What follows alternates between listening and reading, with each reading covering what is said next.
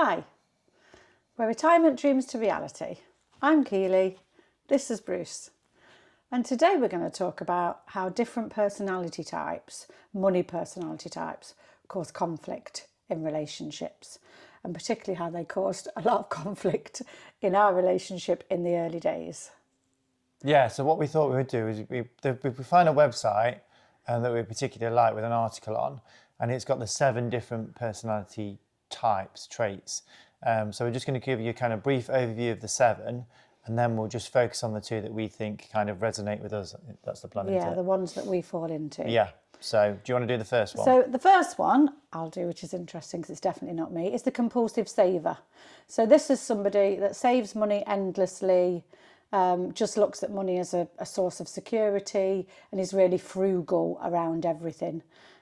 So their main focus is keeping money, is focused around saving money. Yeah, so the next one is a compulsive spender. So this is often makes unnecessary purchases, spends when in emotional distress, or looking for immediate gratification, experiences buyer's remorse after big splurges. I think a lot of people will relate to that one, like an emotional connection. The compulsive money maker. So these people believe that life is better if you earn more. Their top priority is growing their wealth, making money, and they basically crave recognition for their financial success. The next one is the indifferent to money. So tends to be financially well off, really thinks about money, feels money should not influence important decisions in life. And the next one is the saver splurger. So this is somebody who goes from being obsessed with saving, but then every so often will just have a big splurge and spend on something that's really out of character. The next one's a gambler. So shares a combination of traits between spenders and money makers, takes big risks with money, happy with financial wins, but deeply depressed over losses. And the final one is the worrier. This person is constantly worried about losing money. Probably goes a little bit with the compulsive saver as well. Lacks confidence in their ability to achieve financial freedom and is always in preparation mode. So is always in, I'm going to lose my money, which is probably why they also have traits with the compulsive saver. So they're the 7 different money personality types. And we fall into very opposing ones. Yeah, I mean, we do feel like we kind of have bits of each of these. Yeah. But 2 definitely resonate with us. Yeah. So do you want to go first?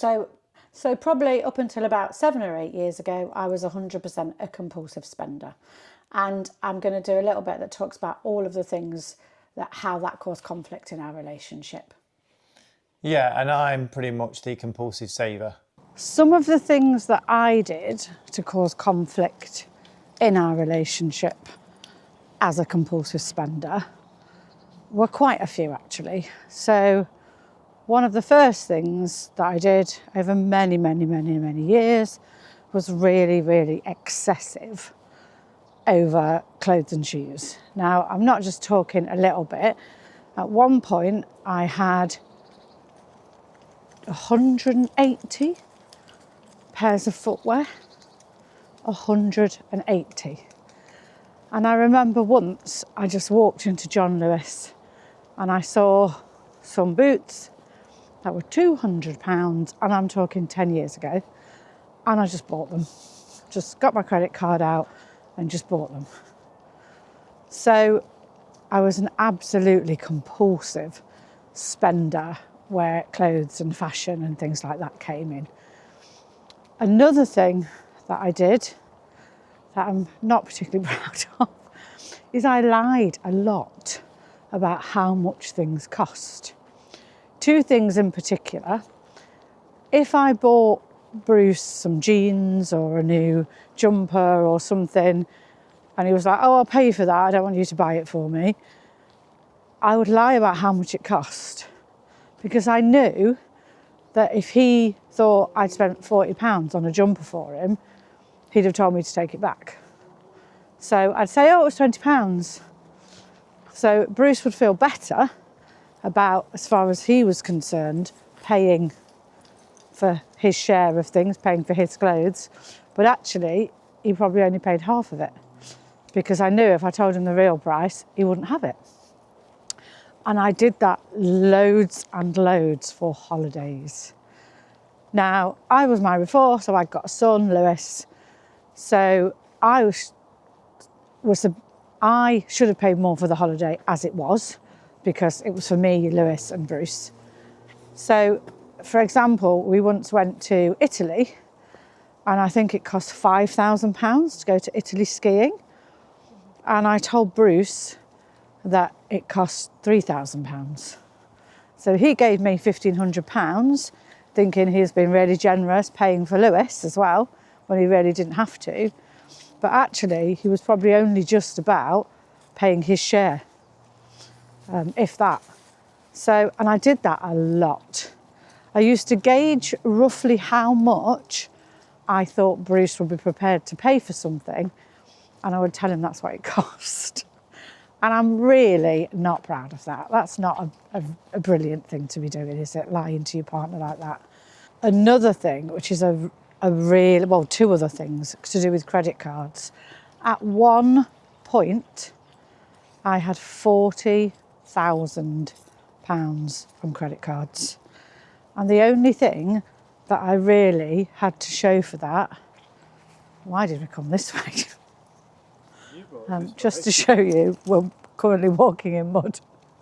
At that point, I was earning about £50,000 a year, but I had £40,000 on credit cards alone. And the reason that happened is because I did what I know a lot of people, I know people now who are still doing this. I would take out 0% cards, and then when they came to the stage where you had to pay for them, I would transfer them to a consolidation loan. So I would clear the credit card balance and transfer to a consolidation loan. So what did I do when I took out those consolidation loans to pay off the visas? I built them right back up again. So then I'd got a £10,000 loan, and I'd still got £10,000 on one particular visa. And how many times can you do that before you are building up enormous amounts of debt? I worked out at one point that I had nearly twice my annual income in debt. When I counted loans, visas, different credit cards, different catalogues, all of that thing. At one point I had nearly twice my annual income in debt. So that's what being a compulsive spender, where I ended up. And actually, most of that only totally changed when we decided to start saving for retirement, and we'll talk about that in a bit. But it started to change a little bit when I had my brain injury, because I realised that these material things were not making me happy, and how things can change in a heartbeat. So having all of that debt was not a good place to be. So I'm a compulsive saver, and that pretty much means that whenever money comes in, I tend to hoard it, keep it, not want to spend it. Now, that's all well and good, but that has caused quite a lot of conflict with Keely. And the conflict being is that I will tend to not want to do things, so I'll not want to do experiences. So things like going away to America, going skiing, going on holiday. And the reason being is that I'm always worried that there's some sort of thing in the background or something that's going to get in the way and cause us to have a big expense. And if we spend it on holidays, then we're not going to have that money there to save us and look after us, which is silly, but it's something I've always had to think about and always been part of my personality. So being a saver as well means that I was always saving for something like a rainy day or something going wrong, but I could never think of anything in particular. I didn't have a goal. So it's okay to be saving, but if you've not got a goal, then what's the point? And I wasn't aware of anything like an emergency fund. So I was pretty much just saving every penny with no real goal in mind. Now, again, that causes conflict because if you're not on the same page with your partner, then you're saving and they're spending. It's going to cause a lot of arguments because obviously you want both to be on the same page. So my biggest thing is that I was always kind of seen as the bad guy. Whenever we needed to spend some money or do something, it felt like it was me that was the one to kind of go, wait a minute, can we afford this? Can we do this? And that's okay, but it got to the point where we pretty much weren't wanting to do anything. One of our biggest fallouts was that Keely would book these holidays and she would book these experiences and buy these things, and I would just assume that we had the money and bury my head in the sand. And I think, being honest, I kind of knew that we didn't have the money and I knew that she was putting it on credit cards, but I used to just let it go. Now, again, that was another issue because we'd go and do these things because I wanted to go on these experiences as well. I wanted to go on holiday and have these nice things and do these nice things. But what would happen was, rather than when we got back thinking, oh, that was an amazing experience, we really enjoyed it, I would just then be dwelling on the fact that we'd spent so much money and then how we were going to pay for it and what we were going to do. And that detracted from the experience itself. So, as we both alluded to a little bit in our individual bits, things have changed quite a lot. I'm no more a compulsive spender. And I am trying not to be a compulsive saver.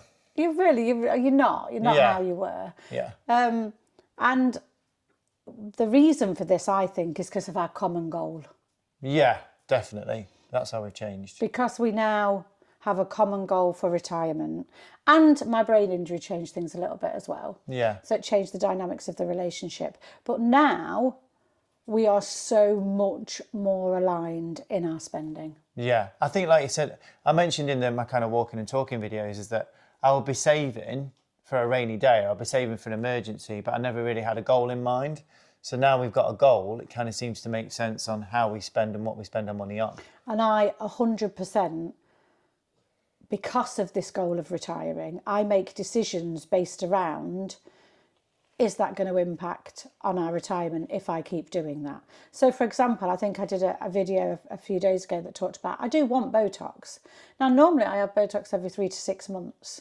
I haven't done that. I haven't had Botox now for probably a good 8 months. And that's because that money will help us towards retirement. Yeah, definitely.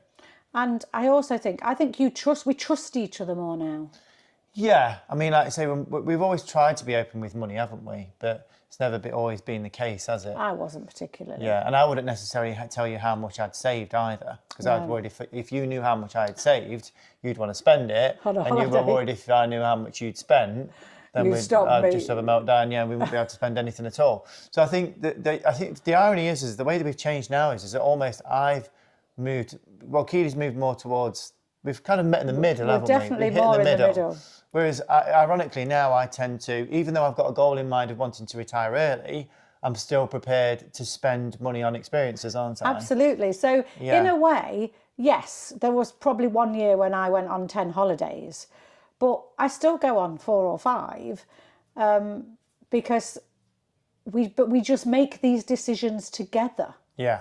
I'm not saying there's never going to be conflict around finances, because there is. We're a normal couple. Yeah. But we make these decisions together all the time. So Miami at Christmas. Yeah, definitely. We made that decision together. We had the most amazing time. Yeah. Since we got back, we've realised that the holiday fund took a bit of a hit. Yeah. So Bruce was a little bit, I'm not sure we should have gone. Yeah, I slipped into my old ways a little bit. But that's all it was. It was just, I'm not sure we should have gone. Yeah. And I pointed out... I didn't regret going, yeah. I pointed out, but we made that decision together. Yeah. And that was the end of the conflict. Yeah. Previously, I would have bullied him into making that decision. Or not even told me how much it cost. Not told him how much it cost. So then when he realised the realities, it would have caused a big argument. Whereas now, if Bruce slips back into, I'm not sure we should have done that, then I just say, but we made that decision together. Yeah. And if I slip into, I want to do this, I want to do this, Bruce will say, show me how we can afford it then. Yeah.